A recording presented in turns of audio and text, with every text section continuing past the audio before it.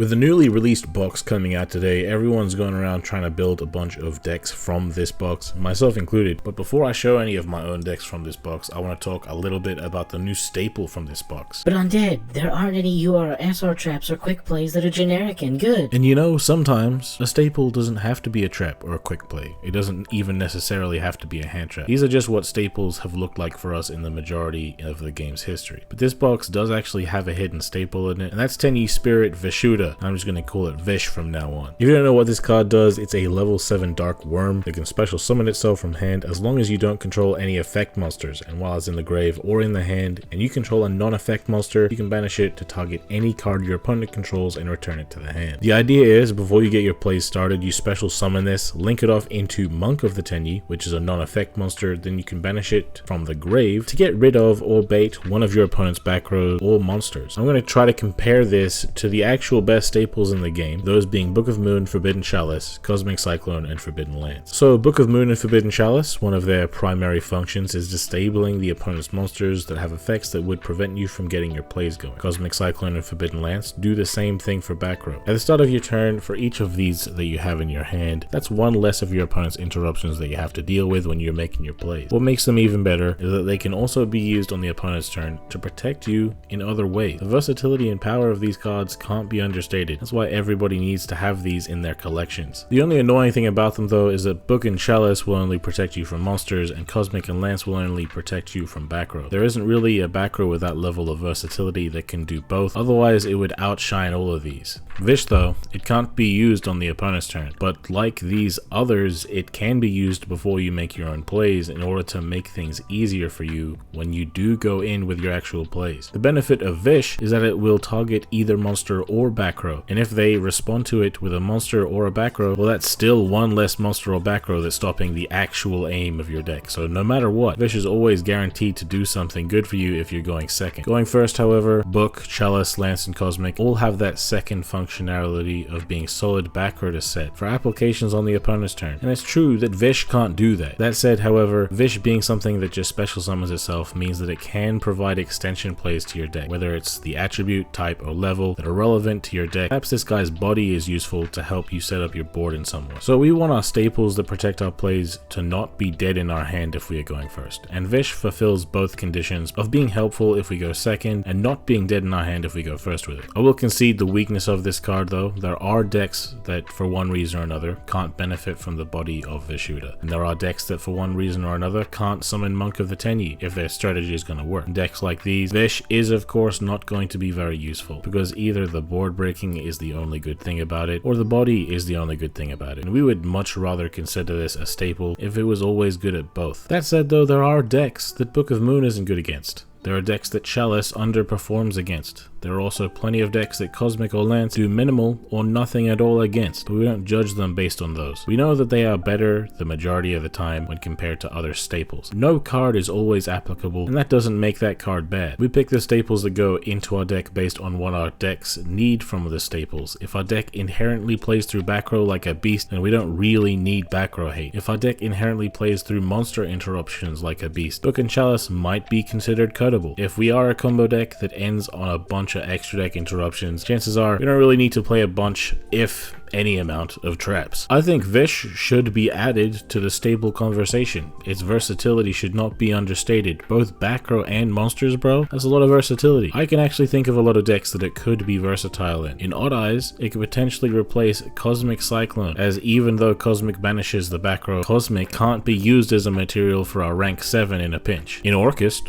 as a dark monster that special summons itself, it could be used as link fodder for Galatea to get our play started. Even though Monk of the Tenyi can't be used as link fodder for anything else, its down pointing arrow allows you to still get your plays going in that area that it points to. It could even be something to tribute if it points down to a decode talker. As a level 7 alongside Brass Bombard, you might also like to use these together to summon Void Ogre Dragon. In rank 7 Xyz decks, whenever they pop up, this can be a staple or a material for that as well. And for level 8 synchro decks, all you'll need is a level 1 tuner to make some pretty nice level 8 synchros, and the more useful that level 9, 10, 10 and 11 synchros we get, the better Veshuda will be for those cases too. I do just want to clarify real quick that I'm not saying that I think that this card is better than Book, Chalice, Cosmic, and Lance. But if your deck can take advantage of this, then in that deck in particular, it might be better than those. And there might be decks right now that could use this, and as time goes on, more and more decks will be able to use it. Remember, Chalice has been in the game since 2017, but only started seeing heavy play in 2022. Sometimes things take a bit of time to find their moment, but once they find it, they can show off how awesome they are. So I say, thank you, Vish. Let us know how you feel about Veshuda. If you have any ideas for decks that you could play Veshuda in, be sure to let us know about them in the comments. If you have any questions or things you want to discuss, be sure to leave them in the comments as well, and we can talk about it. Yeah guys, if you liked the video, slap like now, subscribe if you haven't already, hit the bell to get notified every time we make a new video. Have yourselves a good one, and I've been Undead from Team 6K, signing out.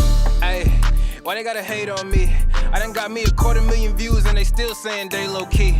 They ain't wanna come work with the kid, but I'm flexing with Zay on beats. How they ask for a spot at the gym, but they leave all the weight on me. I don't ask them to wait on me. They would ask where they gon' be with a song if they wanted the weatherman. I ain't asking to pay no fees. She was homeless and needed a spot.